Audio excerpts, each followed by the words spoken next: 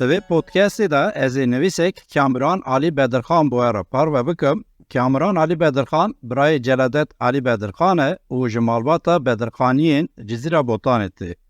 Li sala 1895 da li Stenbolê hatiye dinê û sala 1975 da li Parîsê jiyana xwe ji dest dihe. Kamran Alî Bedirxan siyasetmedar û rewşenbîrekî Kurd e ku di sedsala bîstan da hem di siyasetê da hem de hêla dîplomasiyê da hem jî aliyê raman û fikir da bo Kurdan gelek ket daye. Kamran Alî Bedirxan di gelek kovar û rojnameyên Kurdan da nivîsiye gelek caran bal çandiye ser çand, ziman, dîrok û siyaseta Kurdan. Roma xwedî gelek berhemên giring e. Bi kurtasî ew qasî behsa Kamran Alî Bedirxan bikim bese dibe ku di rojên şûn da derhexê wî da taybetî podcastekî jî amade bikim. Nihat dixwazim nivîsa Kamran Alî Bedirxan a bi navê di dora hevxistina zimanan de bûye re parve bikim ku ew nivîs di kovara Hawarê da di hejmara sisiyan da hatiye çapkirin. Ka em binirin nêzê sed salan berê Kamran Alî Bedirxan derheqê zimanê Kurdî de çi gotiye û van gotinan bi rewşa îro re em ê bidin ber hev û bibînin ku çi guheriye çi neguheriye. Berê dest pê bikim. Di dora hevxistina zimanan de gava xwedê dinê afirand û ew ava kir jêra întizam da. Ji lewra ku bê întizam tu tiş nagehe, nameşe tu car nikare heta paşî bimîne. Her tiştên dinê di destên kanûnên xwedê de ne. Tu tiş nikare xwe ji fermanên kanûnan dûr bixe jî bifilite. Her tiş bin destê wê ye. İntizam ji nîzamê derdikeve û nîzam ji kanûnê. Kanûn ew tişte ku bi semt, bi rê, bi cib û rast e. Xwe her car naguhere, li ser sekiniyê. Her wekî rabûye welê jî pêş ve diçe. Her tişt û avayên wê abadînin. Kanûn du texlîtin. A pêşîn ew e ku ji mêj ve ji berî ve ji ber xwedê ve hatiye danîn, yanê daniyê wê xwedê ye. Atin ew e ku ji ser û mejiyê mirovan, ji hiş û jiyana wan, ji dîrok û rêzekên wan têne pê. Ev kanûnên han, kanûnên civakî ne. Di vê dunyayê da zayîn û mirin, civanî û pîrî, rabûn û ketin her tişt bi hikmê kanûnan çêdibin. Bihar û havîn, payîz û zivistan, roj û şev, boşbûna bayî, barîna baranê, hatina berfê, hemî bi kanûnên xwedê dikqewimin. Tu kes li ser kanûnên xwedê nexweyiyê hikm e. Kanûnên civakî li ser civat û milletan xwedan hikmin. Ew kanûnên han dikarin biguherin, bikevin şiklekî din. Ji ber ku xwedê bi guherîna wan ferman kiriye. Bi vê guherînê civat û milletan pêşve diçin dikemilin. Dîroka dinê raberê me dike ku gelek millet ketibûn dîliyê, bi sedsalan ve têda mabûn. Pêştetir bi xebat, bi camerî, bi zanîna ew milletên han xwe ji diliyê vekirin, ji bin nîrê bindestiyê rabûn xwe aza kirin û bûn serxwe. Makî heye ku nizane xwedê hesin çira afrandiye. Xwedê ew afrandiye ji bûna ku dil nedikir tu millet ne yekşî xulamtiya milletekî din bike. Xwedê hesin afrand ji bûna ku milletên dîl pê kelam, tifing û şûr çêkin û xwe ji bindestiyê ji nîrê dîliyê bifilitînin. Heye ku mirov xwe bipirse ma çima xwedê milletan neyarin hev dike.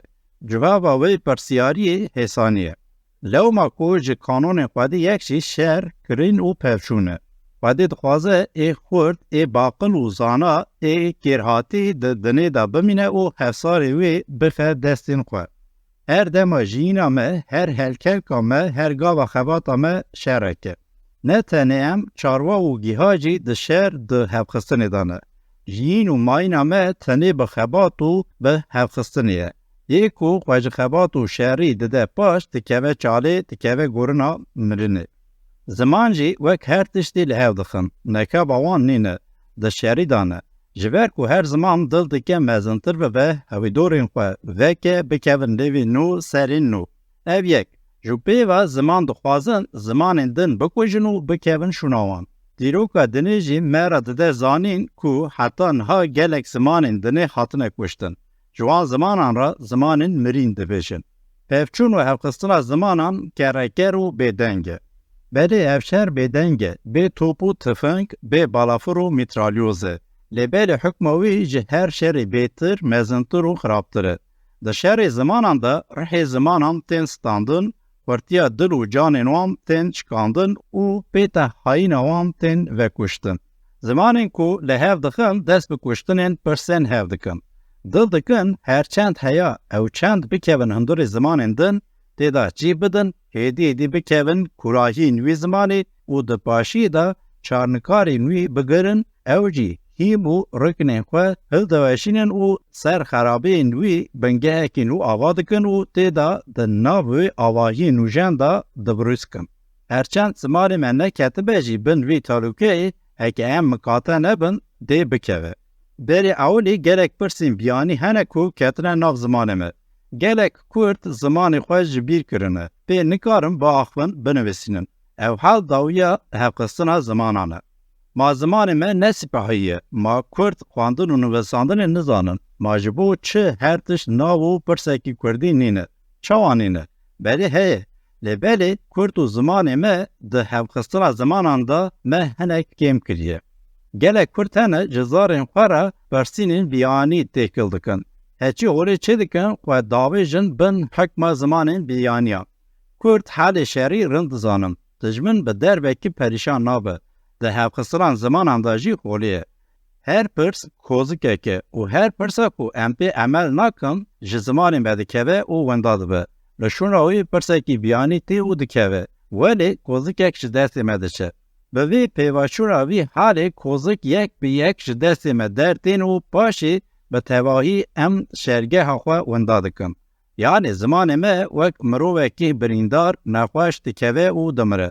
Vêca ji bona vêjandina zimanê me divêt Kurd hemê gava daxivin an dinivîsînin, bala xwe bidin û pirsên nekurdî tevlî zimanê xwe mekin.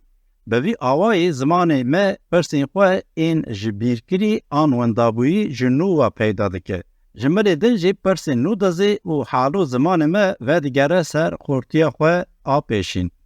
Milletekî dîl ku zimanê xwe wenda nekiriye, wek girtiyeke ku mefta zindana xwe bi xwe re hilaniye.